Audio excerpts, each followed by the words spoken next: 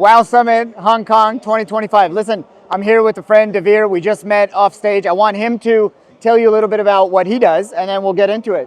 Thanks, Kevin. So yeah, Devere Bryan. I'm the Group General Manager at First Digital. First Digital issues FDUSD, which is one of the largest USD pegged stablecoins in the world. All right, we're going to talk about stablecoins because not only what you do, it's arguably one of the most important pieces to this whole thing. This whole thing being our beautiful industry of blockchain tech, but behind it, the digital economies. Right. The only way for us to survive with the big boy table of New York, London, and Hong Kong is to get our stuff together. I almost said a word there. To get our stuff together. And the only way to do that is through stablecoins. Agree, disagree? I agree, and I agree also that the areas you just mentioned there, Europe, Hong Kong, and America, is a regulation, right? Getting our stuff together means being regulated, having something that's being built on a foundation of trust. So we don't have this crazy amount of stablecoins out there where people are just confused. The word stable's in the word for a reason.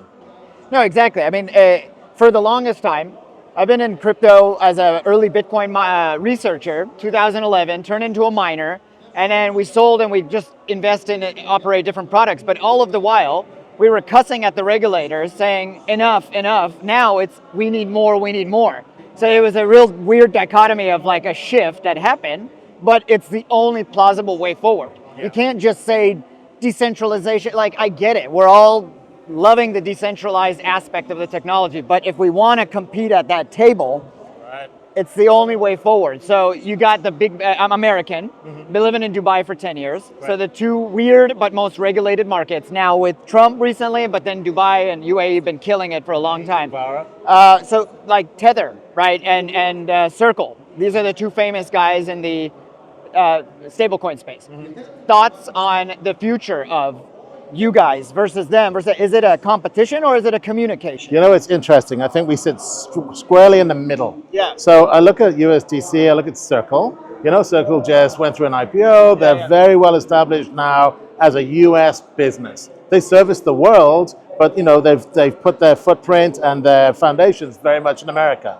Whereas Tether is still, completely global. It's everywhere. It's in the ether, right? Nobody knows, right? So it still has that, that reputation for being in the darker end of the world, as well as the clean end of the world. We are a company that's not regulated yet, but wants to be trusted like a regulated entity. So we're only going to be playing with the biggest and best in the industry. So we only go and get ourselves deployed on the best chains. We only go and get ourselves listed on the best exchanges. So people can come along and say, okay, if I don't feel like I need to have that US kind of delta in my life, or I don't want to play with USDT for whatever reason, we're there to mop it up, right? And there's plenty of opportunity for stablecoins like us that have effectively been verified as real, right, to play in the game. I think to your earlier point as well, it's like we have 250 USD stablecoins right now. That's nuts. Like nobody needs 250 different types of US dollar, right? Maybe you need 25, right, that do specific things real well, and a couple or 3 or 4 that can do things super well across boards.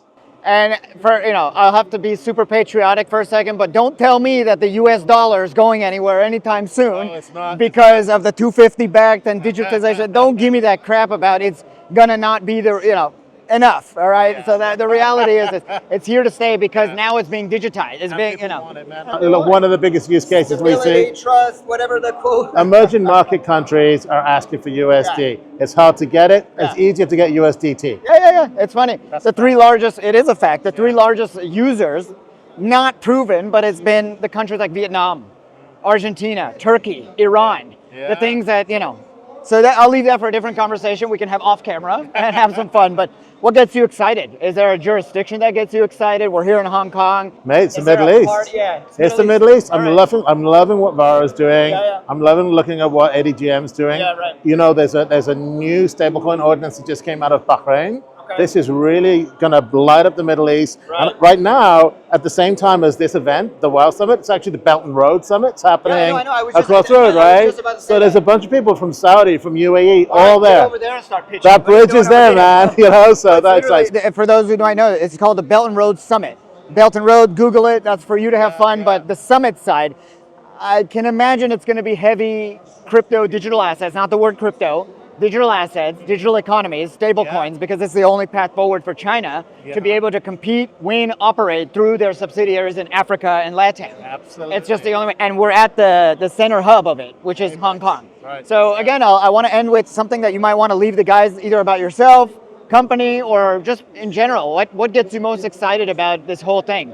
I'm just liking the fact that people are talking about the world of blockchain and digital assets in the kind of in a normal way, right? So there's normalcy around it now. There's less ambiguity as we do a better job of kind of working with our TradFi partners and do a better job of working with global technology players like the Googles and whatnot of the world. Then people like me are going to be able to be listened to in a way that we're not looked at as trying to hoodwink anybody. We're just showing utility, optionality, and clarity around the benefits of using blockchain technology.